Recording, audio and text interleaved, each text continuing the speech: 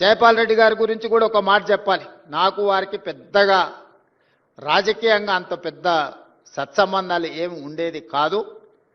2014లో వారు పార్లమెంట్ సభ్యుడిగా 2000 ఓట్లతో ఓడడానికి నేనే కారణం.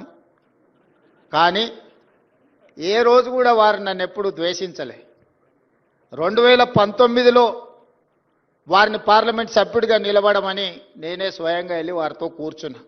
ఈసారి ఎట్లయినా మీరు ఎన్నికల్లో నించోండి, మీ గెలుపు కోసం ప్రయత్నం చేస్తాం.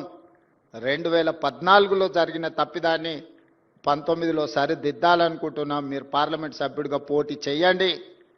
మోడీ గారు లాంటి ఫ్యాసిస్టులు ఈరోజు పరిపాలన సాగిస్తుంటే మీలాంటి వాళ్ళు చట్టసభలలో ఉండాల్సిన అవసరం ఉన్నది. నిబద్ధత కలిగిన, ప్రశ్నించగలిగిన శక్తి సామర్థ్యాలు ఉన్న మీలాంటి వాళ్ళు ఎన్నికల్లో పోటీ చేయాలని వారిని నేను స్వయంగా కలిసి మాట్లాడిన.